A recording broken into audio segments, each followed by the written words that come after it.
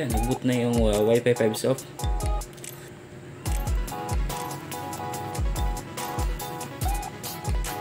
Yan, bilang 22, bilis.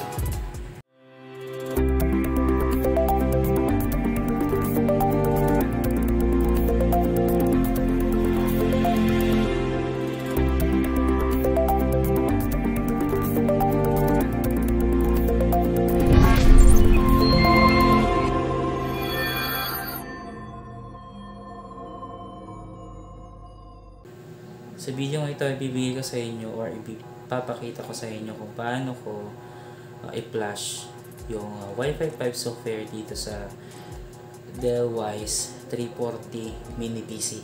Hindi aware doon sa Wi-Fi 5, ito po ay software na ginagamit sa paggawa ng Wi-Fi bendo. Ito po ay mini PC na isa sa mga ginagamit sa paggawa ng PC Wi-Fi bendo. Ito po ay second hand, so probably yung kanyang CMOS battery dead bad na kung wala ng power. Yung time nito baka kailanganin nating i-set. So ano mga kailangan natin? Siyempre itong unit natin, tapos kailangan natin ng flash drive. Kung may internet connection kayo, pwedeng isa lang. Kung wala naman, dalawa. Ano po? Actually, kailangan yung internet connection para i-prepare ito. Para ma-download yung operating system. Ang gagamitin natin yung operating system ay Puppy Linux dahil mas magaan siya at mababa yung file niya. Tapos dito, nakasave dito yung ating Wi-Fi 5 image. Okay? So, una natin gagawin, papakita ko sa inyo kung paano mag-install ng Puppy Linux dito. So, tara!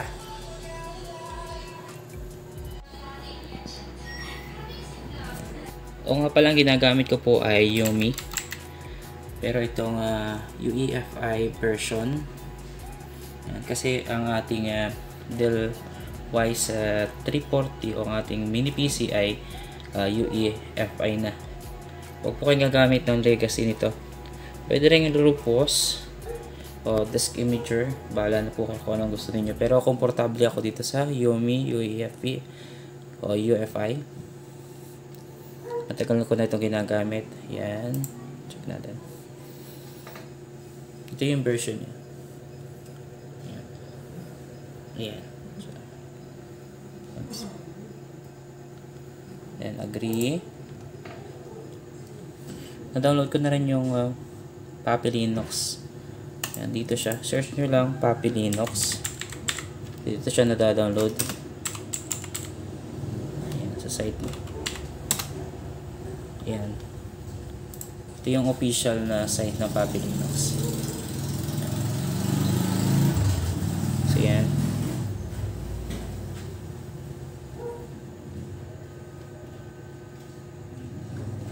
Ginamit kong version ito. Search nyo lang Puppy Linux, tapos sa bandang ibaba scroll down lang kayo, tapos yan, pili lang kayo dito. Ito yung ginamit ko. Yan yung version na yan. Yan yung ginagamit ko dito. Okay, balik tayo sa Yumi. Yan. Select natin yung ating flash drive. Yan, itong FAT32. So since FAT32, hindi rin ako makagamit ng latest version ng Ubuntu, kaya nag-Puppy Linux na lang ako. Hanggang 4 GB lang ang pwedeng transfer pagka FAT32 ang file format o format ng ating USB flash drive. Tapos select natin itong Puppy Linux. Puppy Linux. Nasa siya? Nasaan ka na?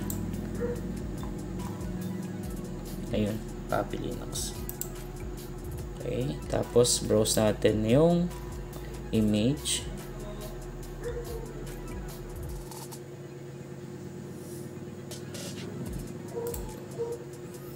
Okay. Wala. Okay. Ito pala. I-check natin to show all, para makita natin yung ibang file na ISO. Okay, yan. Ito. F96CE _4.ISO. Then open. Ayan, green. Tapos yun, create. Click natin yung create. Tapos yan. So depende na sa bilis ng inyong PC or ng inyong laptop pag copy.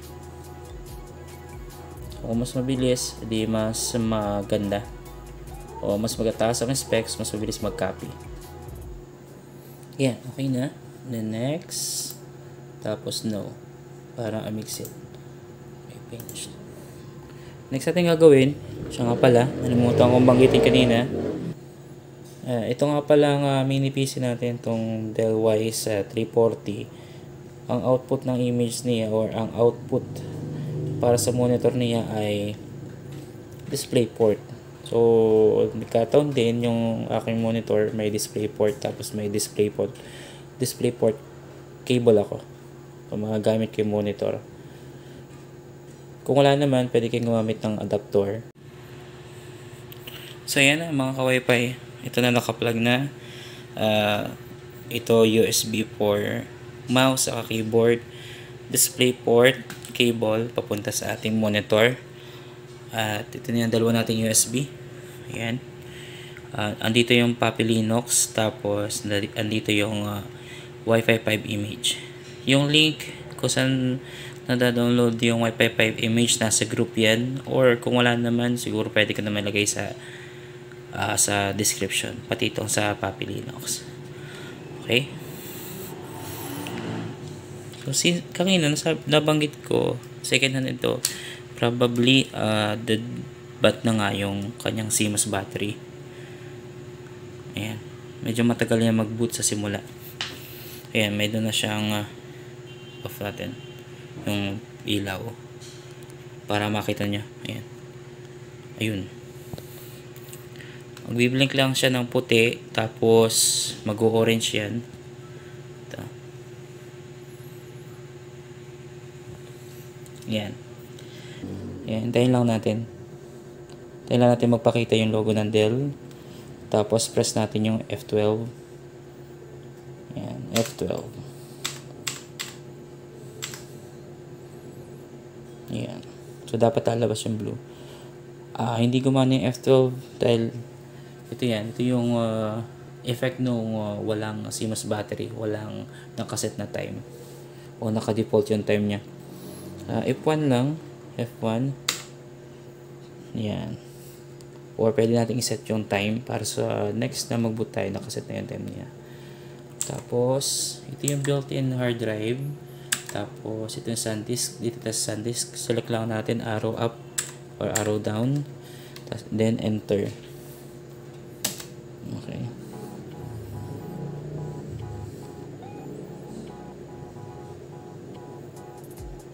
Oops, hindi gumana. Hindi pumasok. Hindi pumasok. Pag ganun ang lumabas, hindi siya, ibig sabihin hindi siya pumasok. Ulitin lang ninyo. F12, tapos ito, arrow down, arrow up, to select, then enter. Ayan, dapat ganyan. Ayan, tapos, enter ulit. Ayan, ito na yung ating Puppy Linux. Enter. Tapos, select natin yung pinakataas. Hindi ko pa natatry ito yung pa, pero dito ako nag-try.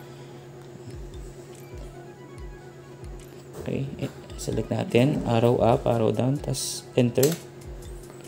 Ayan, nagbo-boot na yan. Mabilis lang to. Kaya hintayin lang natin.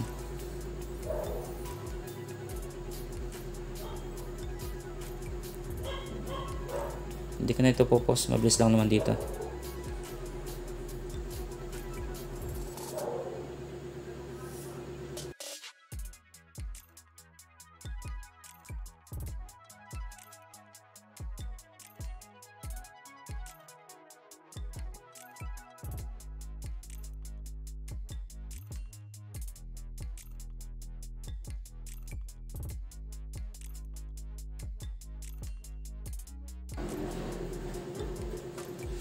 Ayan, nag-boot na.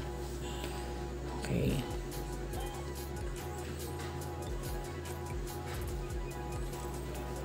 Ayan. Ito okay lang natin to. Ayan.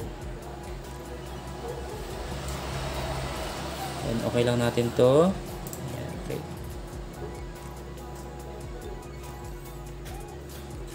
Okay na to. Close natin. Ayan. Ayan, makikita nyo dito sa baba. Meron dyan bali 5 partition. Bali 3 volume yan. Ito yung ating USB flash drive na mayroong Wi-Fi 5. Ito pala yung ating Papi Linux na USB. Ayan. Ayan siya. Pag kinlik natin, ayan, lalabas yung drive. Ayan.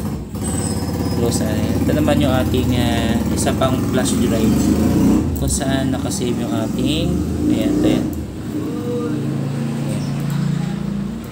Ito natin. Ayan. Ayan. Ito. Ayan na. Meron na rin ako ditong bali na etcher pero hindi na ito gumagana. Hindi ko alam kung anong problema. Pero hindi gumagana sa Papi Linux. Pati sa punto hindi rin gumagana. May error siyang lumalabas pero hindi ko ma-fix. Ito yan. Pag double click natin, ayan o. Sinundan ko na rin yung tutorial pero ayaw. Ayaw pa rin. Close natin to. Okay. So natin gagawin, gagamit tayo ng Gparted para i-delete muna yung drive, yung built-in hard drive o yung volume o yung pati yung partition. Tatanggalin muna natin sa built-in hard drive ng Wise 3040 o ng ating mini PC. Okay. Para gawin yun, menu, tapos setup, utility, sabay setup o system.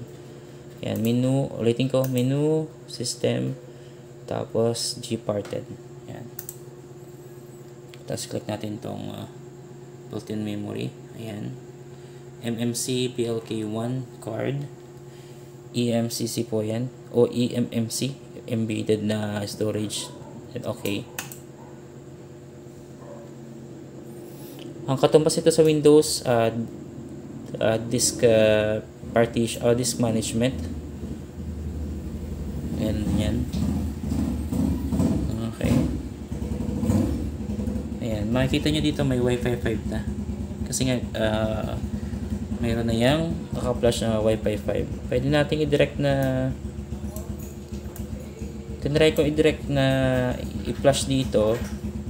Pero nagkakaroon ng error, ayaw mag-boot. Kaya gagawin natin, i-delete natin muna lahat ng ito, ng partition. Ito, okay, delete natin. Okay, delete, select, delete. Itong 155, delete, then check natin itong malaking green icon na check. Ayan, are you sure? Apply. So, yan, nag-automated na yung ayan, close. Ayan, unallocated na. Mas okay yan. And then ayan, sabi ko kanina hindi tayo gagamit ng bali na etcher. Gagamit tayo ng built-in function, built-in app ng Linux. Ito yung disk duplicator or data duplicator or DD. Ayan siya. So dito kailangan nyo gumamit ng terminal ng Linux. So sa Papi Linux ito lang yan, term. Okay. Tapos pakita ko sa inyo yung command na gagamitin. Yan. So ito yung command na gagamitin natin. Ilalagay ko na rin lang sa description yung command para pwede nyo i-copy o pwede nyo tignan. Okay. Bali yung td command o yung disk duplicator command ng Linux, kailangan ng dalawang parameter, yung if at saka op. Yung if, narito yung image na ikakopy natin o i-duplicate natin. Tapos off, kung saan natin i-duplicate yung image na yun. So para kang nagko-clone ng existing drive or hard drive. BS, hindi ko alam kung ano to. Parang transfer rate yata yan. Tapos status, para makita natin yung status ng ating transfer para hindi tayo nanguhula kung tapos na o hindi. Okay, tandaan lang itong file name ng img ng ating image file ng Wi-Fi 5. Yan po ay nirename ko lang para madaling tandaan. Tapos itong drive, ito yung drive ng ating built-in MMC ng ating mini PC. Okay. Para ma-check ninyo, baka iba yung address sa inyo, pwedeng open nyo yung gpart or gparted system. Tapos makita nyo dito yung address. Pero para makita yung exact na address, okay lang natin. Tapos yun, makikita nyo sa taas, ayan, /dev/mmc blk1. Ayan, kaya ito yung nalagay natin sa off. Ayan. Tapos kaya ganito yung address natin sa image ng Wi-Fi 5. Ayan, dito sa SDA1. Ayan, andyan yung ating file. Dapat andyan yan, kundi mag-i-error. Tapos dito sa taskbar, ang tawag dito sa itaas, ito title bar, andyan yung address, mt/sda1. Okay, kumbaga sa Windows, ito yung ating directory. Okay, yan, i-close ko na to. Tapos yan, gayahin natin, pwede natin i-paste, actually copy, tapos paste. Ayan. Ayan, pinis ko na lang. Or, pwede nyo type manually. Then, enter. Enter natin. Enter. Ayan, sisimula na yan. Sisimula na siya mag-write. Medyo matagal lang yan compare sa Balena Etcher. Yun nga lang, hindi mo na kailangan ng Balena Etcher. Okay.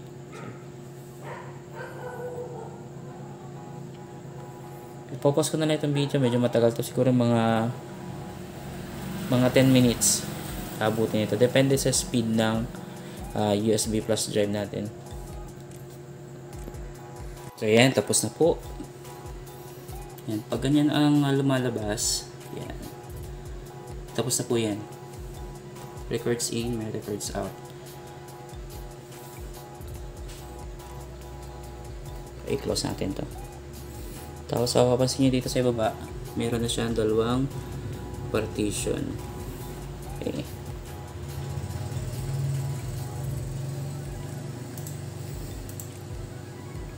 Next, kailangan natin i-check yung partition kung walang malaking space na naiiwan. Minsan nangyayari na kasi 2 gig lang yung ating or almost 2 gig lang yung ating image file, pero yung ating tinarget na volume ay 7 gig. So balik ulit tayo sa menu, system, saka gparted. Okay, ito 7.2. Okay, ayan. May makikita ko dito na backup GPT tables corrupt. Okay lang yan. Cancel natin. Ayan, unallocated, hindi pa siya nababasa actually. Okay na yan.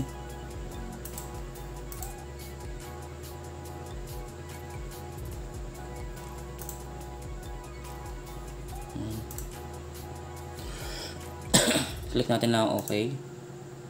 Tapos fix. Ayan, makikita nyo dito mayroong unallocated na memory.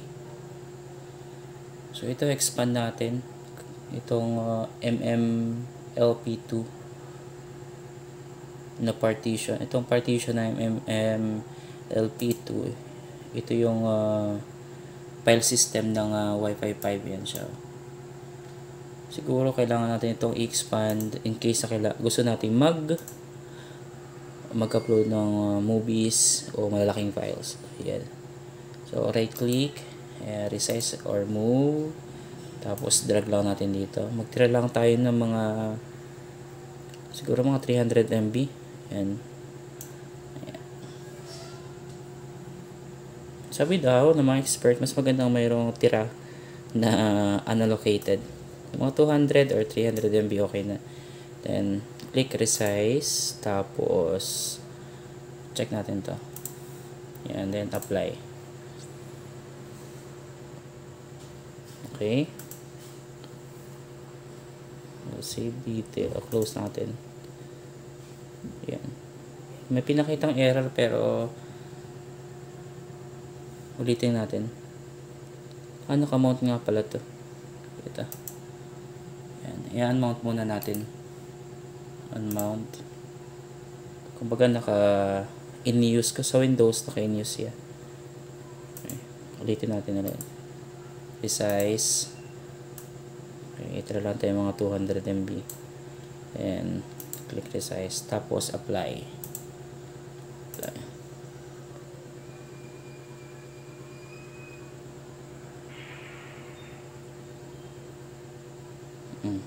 Tapos, yan, okay na yan.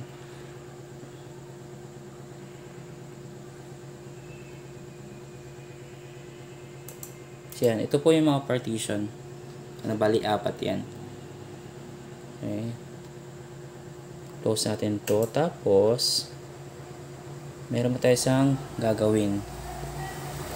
Dito, ito yung di ko ginagawa nung una. Ito rin yung rason kung bakit nakahang lang sa booting Wi-Fi 5 soft yung ating system pag nag-flash tayo dito ng Wi-Fi 5. Salamat sa kay Sir. Nakita ko lang to sa post sa group ng Wi-Fi 5.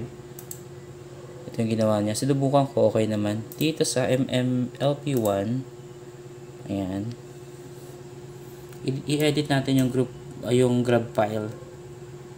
Ayan. Again, dito sa MMLP1 or hanapin nyo kung alin dyan sa dalawang yan. Dito sa akin nasa MMLP1, tapos boot, grab.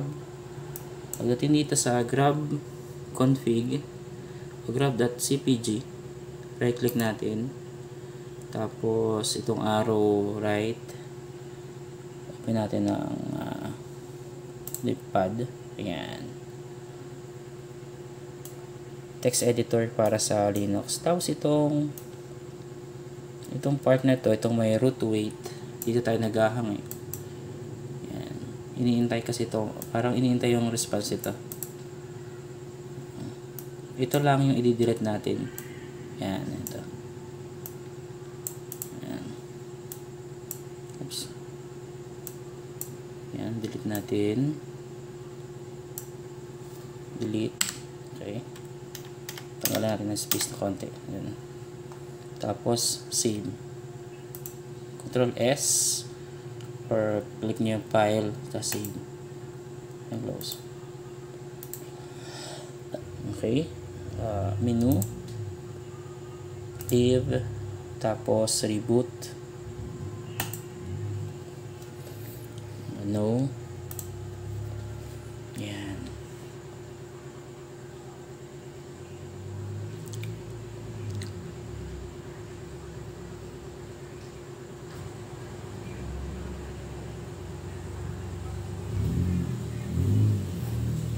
Hindi na tayo mag-F12 since yung priority boot drive niya ay yung internal o yung built-in.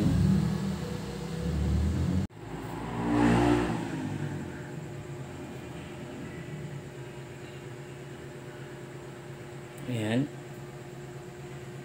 Okay, yan. Nag-boot na yung Wi-Fi 5 soft.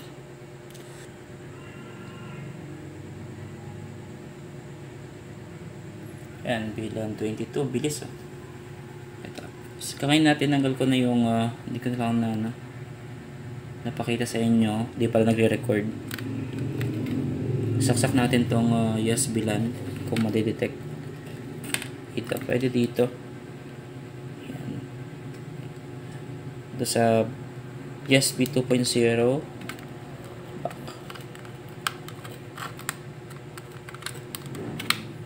Ayan. Ayun.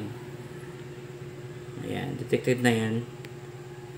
Subukan din natin i-plug yung ating internet cable.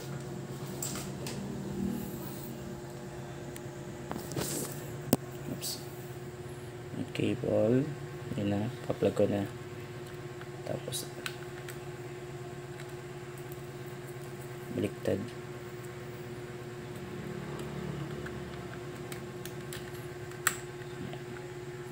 Ayan o. Detected na rin. Okay. I-test natin. Binuksan ko na yung PC ko sa Windows 11. Ito yung ating The Wise 340. Ayan, naka-plug na. Pwede na yan. Ito yung USB lang natin. Ito. LAN cable pupunta sa PC. Itong green, internet connection. Okay. Press natin itong power. Ayan. Siyempre, wala na sa monitor. Maghihintay lang tayo. Okay, dito, disable ko muna yung Wi-Fi.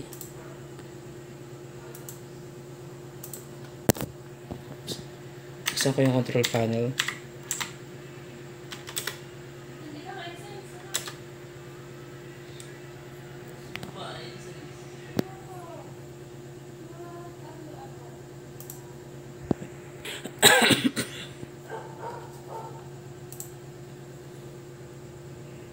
Ayan. Ayan, no? May draw na siyang connection sa internet. Tapos, itong ating USB LAN, yan, umiilaw na. Okay. Open tayo ng CM, ng command prompt. Ipconfig.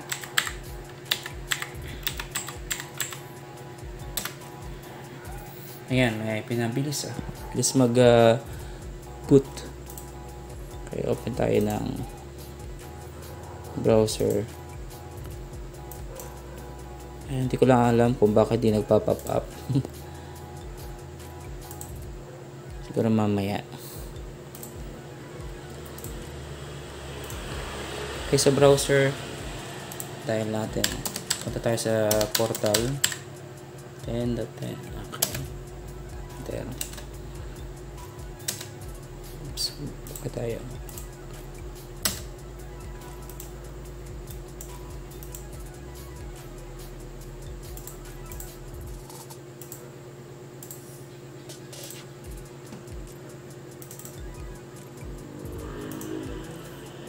Then, problema yata yung Opera.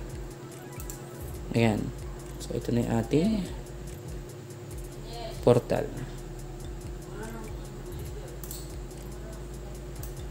Ayan. So, mapapansin nyo dito, walang insert coin dahil wala siya na-detect na coin box or sub bendo. Kailangan na, sa mini PC, kailangan natin maglagay ng sub bendo. Sabi naman ng developer, may libreng sub bendo ito. So, yan. Date. Ayan, tama yung date. Okay. Pasukin natin yung admin. Ayan, bilis Para mas mabilis pa to sa Orange Pi. Siyempre Okay, CPU. Ayan. Para i-prove natin lang na ito yung ating mini PC.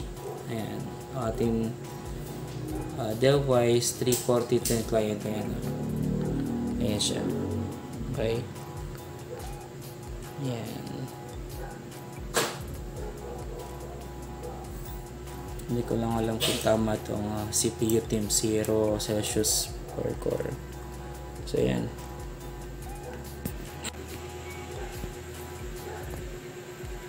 So, ayan. Ayan po. Sana na sundan niyo yung tutorial ko magulo. I-recap lang tayo ng konti. Bali, ginamit natin Puppy Linux. Tapos, hindi na tayo gumamit ng Balena Etcher. Kundi, yung DD. Built-in software o built-in function ng Linux. DD, ito yung disk duplicator. Yan, tingin ko ito yung the best alternative sa Balena Etcher. Hindi mo na kailangan mag-install ng kahit ano. Okay. Dalawang USB drive o flash drive ang ginamit natin para sa Puppy Linux yung isa, then yung isa naman storage ng Wi-Fi 5 image. Pero kung may internet connection kayo, pwede kayo mag-login sa browser at i-download niyo yung Wi-Fi 5. Pero mas maganda, mas madali, mayroon kayo sariling may extra kayong flash drive. So next ating gagawin, siguro sa next video, kukonfigure tayo ng GoCloud para sa multi-bendo ng Wi-Fi 5 software. So thank you for watching. Sa mga hindi pa nasa-subscribe sa TechMe1, pa-subscribe naman. Yan. See you next video. Bye-bye.